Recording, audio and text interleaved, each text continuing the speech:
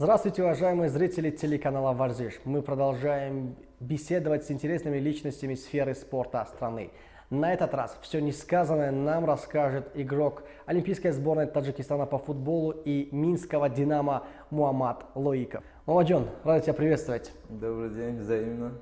Давай сразу к делу. Ты давно уже находишься в Белоруссии и играешь там. Как ты там оказался? Был в 2012 году, где-то с середины сентября. Папа приехал с Олимпиадой. Он сказал, есть такой вариант поехать на просмотр в Белоруссию, в «Динамо Минск». Я прошел трехнедельный цикл сборов, подготовился и поехал в Беларусь. Я был там на просмотре где-то недели-две. Тренировался уже со старшими, так как все были в отпуске, и меня оценивал тренер второй команды «Динамо Минска», как дубль считался он, Петр Петрович Качура. Это известный футболист, очень хороший нападающий, который играл в Англии, в Шеффилд Юнайтед. И так посмотрели недели-две, и понравился как игрок, как футболист, и остался там. Ты же до переезда в Белоруссию играл в республиканской школе высшего спортивного мастерства. Да, я тренировался у Зайндина Рахимова. И был в сборной 98 года, и мы очень много трофеев выиграли с этой командой, и до сих пор ребята, которые играют в высшей лиге клуба Таджикистана, и до сих пор держим со всеми связи, и с тренерами, со всеми. Как проходила адаптация к футболу Беларуси? На самом деле, первое время было очень тяжело. Я поехал туда, мне было 14 лет, у меня там никого не было, ни родителей, ни родственников, вообще никого. Мне 14 было, и там воспитательницы смотрели за мной, где-то плохо себя вел, они понимали, что... И спасибо им за это.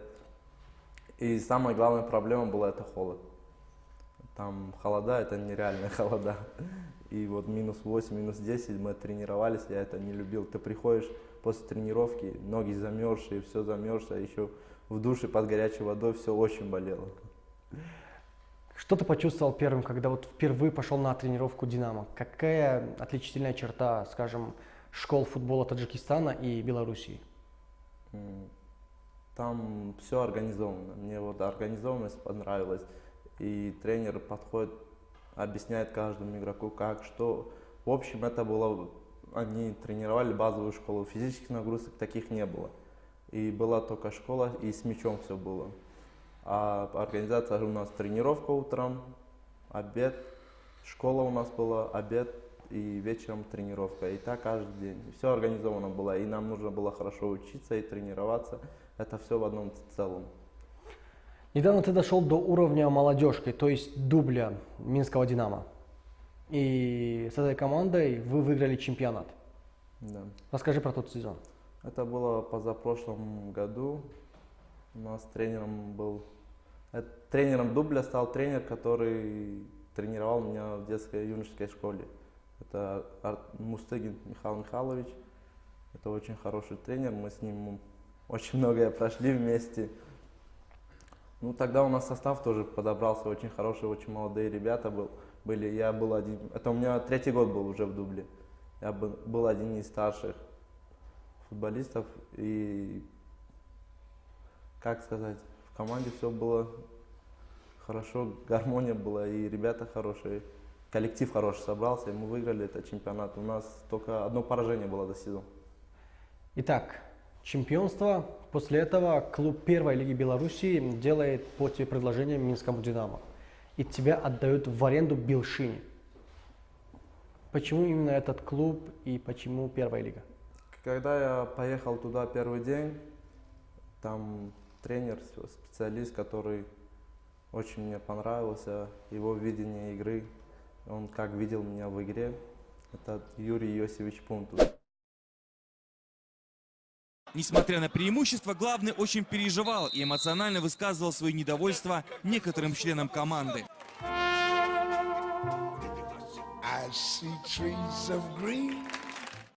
Это первый тренер Глеба, который на профессиональном уровне его воспитал. И я сразу не понял, мы с ним поговорили, он сказал, я вижу, что это мой игрок. у нас все заладилось, и мы в первой лиге тоже с Белшиной выиграли чемпионат в этом году. Мухаммад, давай уясним один момент для людей, которые не знают, кто такой Александр Глеб и кто такой Пунтус. Пунтус это был первым тренером Александра Глеба, это легендарный футболист Беларуси, который играл в лондонском Арсенале, играл за Барселону, между прочим. Итак, скажи, каково это работать с таким статусным человеком?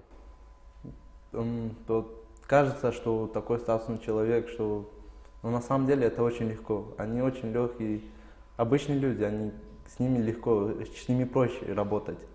Они легко объясняют, все проще. И люди, ну, вот звезды, вот даже Александр Глеб, мы с ним в кафе виделись. Это очень простой человек. Все вот, они первым делом, они люди.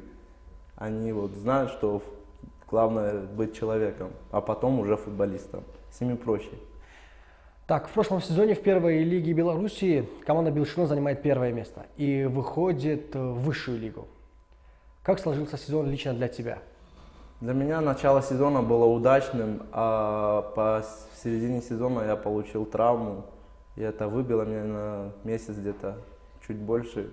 И дальше у меня тренер поменялся, пришел другой тренер, а мой тренер, который тренировал, он ушел в другую команду. Ему предложили в команду высшей лиги за Торпедо Жодина Белаз. И конец у меня сложился не в конце сезона, неудачный сезон в конце получился, а так начал хорошо. То есть тебя посадили на лавку? После травмы я уже пока восстановился, уже сезон закончился, и тренер уже не видел меня, который тренер пришел, он не видел меня уже в составе. В сумме сколько матчей ты провел в чемпионате? 14 или 15, я не смотрел, если честно. Ну, примерно 14-15. Итак, статистика. За весь сезон в составе Белшины ты забил 4 гола. Не слишком мало для нападающего? Это согласен. В этом году основные голы забил в товарищеских матчах в начале сезона, а когда сезон начался, уже посередине сезона уже немножко уже.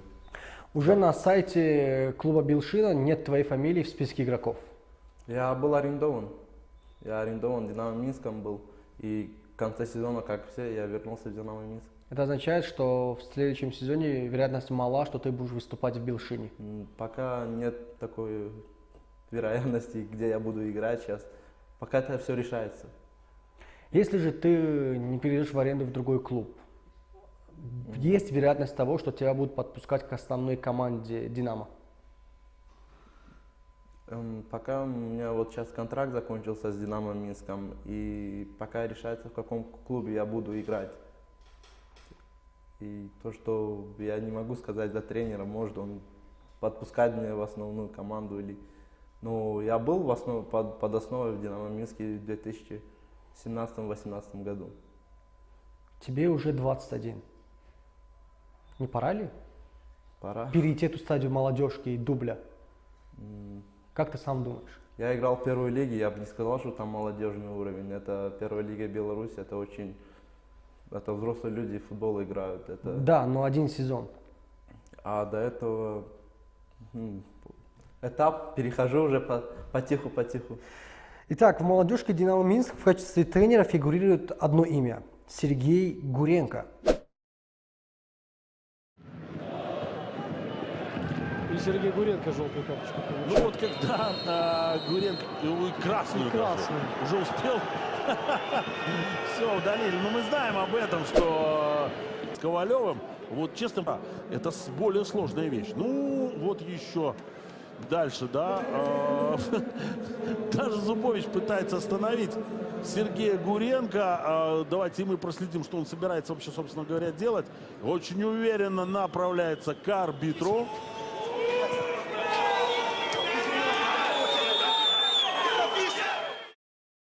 Он же в недавнем прошлом входил в тренерский штаб сборной Сербии.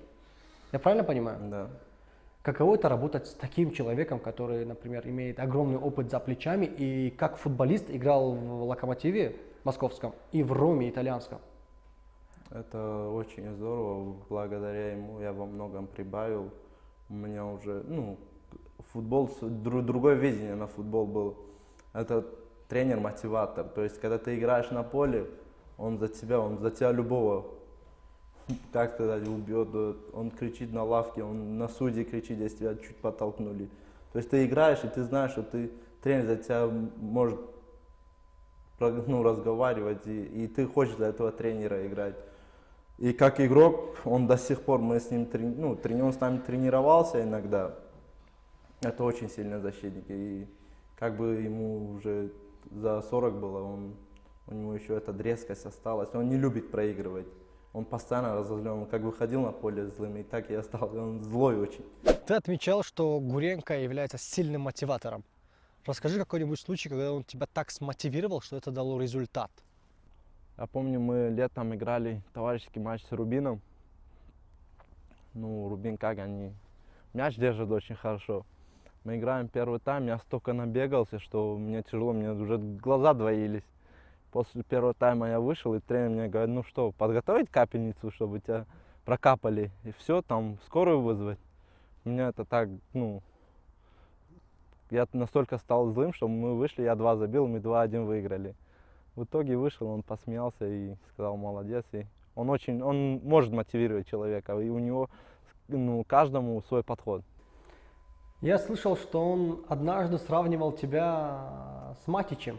Нет, это момент был, мы играли в теннисбол с ним. Он пришел как раз после, сборная играла. Сборные национальные страны играли. И он пришел, мы тренировались, и мы играли с ним в теннисбол. Мы играли, и он такой повернулся и сказал, вот Матич стоит 100 миллионов, а в теннисбол играть не умеет. Вот ты лучше играешь. Может, он пошутил где-то но ты уже чувствуешь уровень какой-то, что тебя сравнивают с Матичем, тренер тренирует Матича, и он и тебя тренирует через неделю.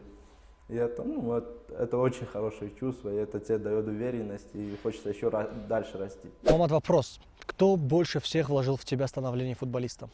Больше всех меня вложил мой папа. Он всегда поддерживал меня, как бы плохо не играл я.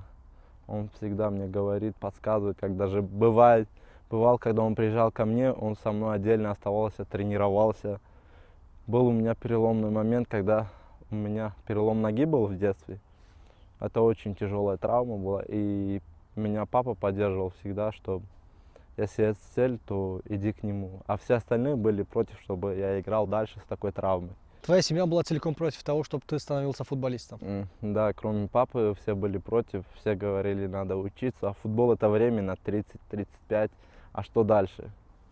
Только папа верил в меня, и он всегда говорил, надо идти к своей цели, если у тебя есть цель. Я буду поддерживать тебя всегда. Насколько я слышал, ты даже не ходил на экзамены из-за простых тренировок.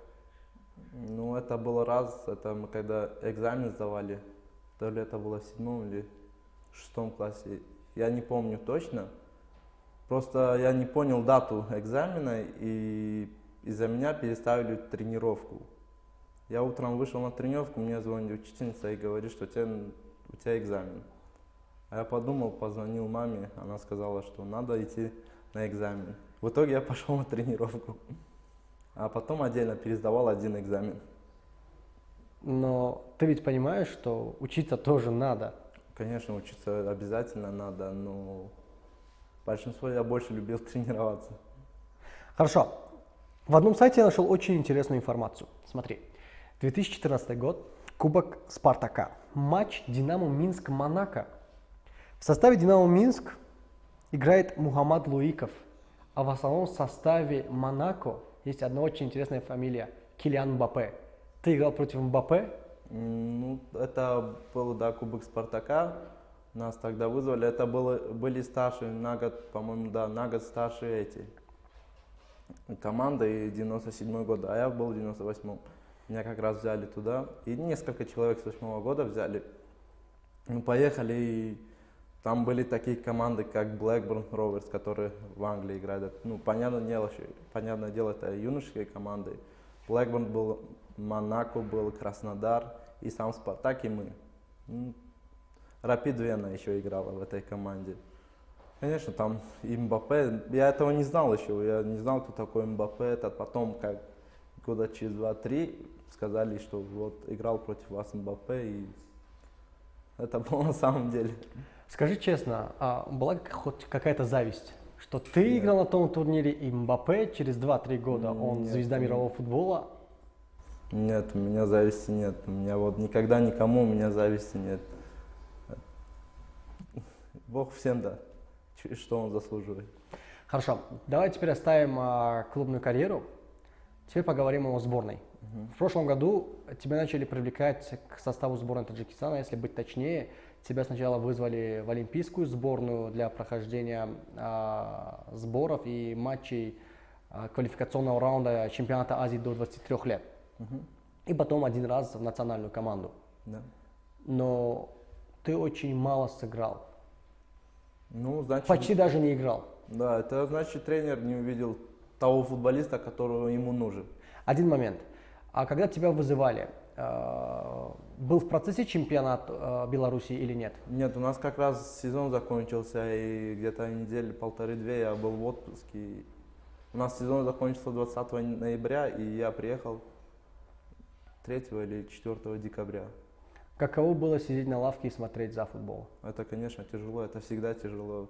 Но профессиональный футболист должен понять и принять это. Надо стремиться тогда. Значит, что-то не так было, может, значит, что-то тренеру не понравилось. Ты на эту тему говорил с Муном Тошевым? Мы с ним, нет, мы с ним разговаривали, все хорошо. Он говорит, я тебя вижу в сборной, тебе надо немножко это. Мы с ним после игр поговорили, у нас все хорошо, конфликтов у нас не было.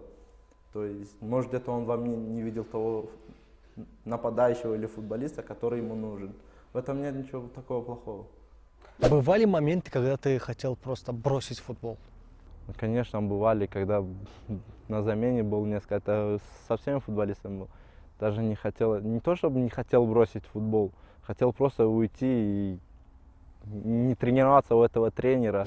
У нас появилась информация, что Федерация футбола Белоруссии предложила тебе получить гражданство Белоруссии. Да, есть. То есть они готовы ходатайствовать об этом. Да, дали ходатайство, то, что они рассматривают меня как игрока сборной, молодежной, может быть, в будущем национальной сборной. То есть Ты что думаешь по этому поводу? я пока ничего по этому поводу ничего не решил. То есть я таджик, я могу сказать. Но в Беларуси я базовую школу, в Беларуси получил футбольную школу. Все это. Футболом я получил в основном в Беларуси. Насколько сильно отличается футбол в Таджикистане от футбола в Беларуси? Скажем, уровень чемпионатов. Я не играл тут, я не могу так судить. Но ты видел. Я видел пару матчей, может, в Беларуси там более крепкие люди, они более физически подготовлены, больше борьбы. А в Таджикистане нет борьбы? В Таджикистане есть борьба, но она не такая футбольная. Грязная, Я хочешь сказать. Где-то да, потому что очень многие футболисты закончили из-за этого. То есть сзади по ногам бьют постоянные драки. То есть футбольная дисциплина чуть хромает. В каких именно эпизодах ты это все углядел? Были матчи, я в детстве был на матче Истихлола, ходил до этого. Очень большинство матчей Равшана клуба с Истихлолом видел. Это за пределами, около футбола называется, как могу сказать. А были ли у тебя предложения со стороны таджикских клубов о трансфере? В прошлом году, когда я национально привлекся, разговаривали насчет этой темы, но у меня был контракт с Динамо Минском. Разговаривал с Истихлолом по этому поводу. Но я никак не... Я хочу туда, в Европу, дальше, чтобы поднять знамя Таджикистана. Смотри, преимущество нашего канала в том, что у нас очень много инсайдеров. И у нас есть достоверная информация о том, что на связь выходили представители ташкентского Локомотива, который недавно в Лиге чемпионов играл с Истиклолом, и тебе предлагали перейти в Бангладеш. Расскажи про эти ситуации, дай комментарии. Мне звонили, говорили, но я сразу категорически против. У меня пока есть возможность, у меня есть цель.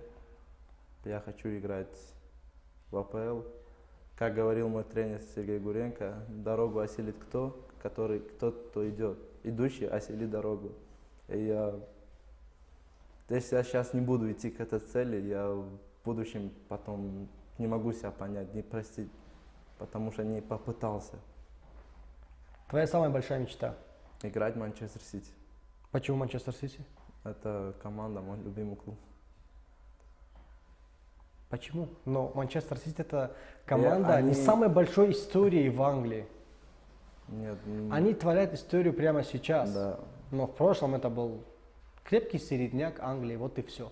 Я за них начал болеть, когда они вот на последних минутах выиграли чемпионат Англии. На последних секундах даже. И после этого меня так растрогало, что они вот за душу взял меня. И я в душе почувствовал, что эта команда, она мне нравится, я хочу там играть. Твой самый любимый футболист? У меня таких любимых футболистов нету, но мне больше... Кто, скажем, твой идеал? Кому ты стремишься? Кем ты Агуэро. хочешь быть? Агуэро. Почему? Потому что он играет за Сити? Нет. Почему? То, что этот нападающий, он скоростной, взрывной, с ударом. У него очень хорошее голевое чутье. Он моего роста, он показывает, как что он может... Защитники его не могут вытеснить. Он маленький, но он крепкий. И то, что он показывает, что даже с маленьким ростом можно играть центрального нападающего. Много ли ты знаешь о таджикском футболе? Честно, немного. Кто, по-твоему, самый лучший таджикский игрок за всю историю? За всю историю я не могу так судить. За современную историю Таджикистана, с момента независимости. Ну, это тоже... Ну, как тебе? Мне нравится несколько игроков, которые играют. Кто? Не понял. Ну, Бобаев-Шеридин, который он забивает 2 сезона подряд, он стал лучшим бомбардиром. Эхсон играет хорошо, очень хорошо, с хорошим пасом. Много Нуридин Давронов. Много Дильшод Васильев, тоже хороший бомбардир. Он играл даже в возрасте, он играет на уровне. Мне нравится. Я так понимаю, что ты до 2012 года не помнишь футболистов. Ну, я смотрел, я помню Юсуф Рабиев, я следил за ним. Когда маленький был, я следил за его действиями как нападающий. Он очень забивал, он был там, где надо для нападающего. Я смотрел за несколькими игроками в том числе. Какие планы в ближайшее время? Насколько я знаю, уже сборы Минского «Динамо» начались, и в апреле начнется чемпионат. Да, сейчас в ближайшем будущем я поеду, и пока вопрос решается, и будем смотреть, что дальше. Насколько по еще вариантам. долго ты будешь в Таджикистане? Неделю, За ту неделю ты уже сколько в Душанбе? месяц. Месяц. Ты поддерживаешься в форме? Да, я постоянно бегаю, тренируюсь. И надо поддерживать себя в форме. Всегда быть. Ну, где-то не 15-20 отдохну, а так больше времени в тренажере провожу время в стадионе. Обычно поддерживаю форму тут. Беговая работа. Иногда тренируюсь в юношеской сборной, подключаюсь с мячом, где надо. Тут можно на скамейке чуть для ног усовершенствования, для силы. Можно подняться, все есть. Что бы ты посоветовал молодым футболистам Таджикистана, которые хотят играть за границей? Ну вот как ты. Надо не бояться, надо пробовать себя, выйти из зоны комфорта. Будет тяжело, но так добиваются успехов. Но как им себе пробивать дорогу? Потому что акцент и внимание на таджикских футболистов младше 18 лет не особо большой. То есть спроса как такового нет. Что им делать? Надо показывать. Вот сейчас же начали нас вызывать на турниры, международные турниры, Кубок развития, тоже в Беларуси проходит. Наши юноши на чемпионат мира вышли, это очень огромное достижение. Надо показывать себя в этих играх. Надо играть, и чтобы кто-то заметил тебя, только так. То есть существует фактор удачи. Может получиться так, что ты проведешь свой лучший матч, но этого никто не увидит. Либо же ты проведешь свой худший матч в карьере, но это увидят все. Надо стабильно играть. Тренера всегда смотрят на стабильность. Не то, что ты один матч хорошо провел. Они будут следить за тобой. Как ты играешь, Надо стабильно играть. А в Беларуси есть еще таджикские футболисты наряду с тобой? Наряду со мной. Вот именно в Минске нету, да? Есть в юношеской «Динамо» Минск Масрур Кевмединов. Он в какой категории играет? Он сейчас в дубле «Динамо» Минска. Уже в дубле. Да. То есть уже заметное продвижение в футболе Таджикистана. Да, уже несколько. Был во второй лиге тоже Джамшед Махсумов играл. Он В прошлом году вторую лигу Беларуси они стали чемпионом с Арсеналом Дзержинском. Если заглядывать на будущее, далекое будущее, каким ты себя видишь после футбола? Ну, и пока так далеко я не заглядывал. А если подумать? Если подумать, может, тренером буду, может, каким-нибудь бизнесменом. Но это пока я еще не задумывался об этом. Что касается образования, у тебя есть высшее образование? Я учусь, Ты учишься? да. В Белорусском государственном Нет, университете? Нет? У нас. У Я нас? учусь, да, в Национальном университете. На заочном отделении? Да, Какая специальность? экономист. Экономист и футболист. Ну, нет предела совершенства, могу сказать. Хорошо. Ты вообще ходил на занятия когда-нибудь? Да, конечно, тут строго очень, надо ходить обязательно. Без этого никак. Как сдаешь экзамены? Обычно, как все люди, Как? приходишь, сдаешь экзамены. Мухаммад, спасибо большое за интервью. Я желаю тебе успехов не только на футбольном поле, но и вне его. И я надеюсь, что ты будешь достойно выступать не только в Беларуси в составе Минского «Динамо», но и в национальной сборной Таджикистана. И, естественно, всех успехов тебе.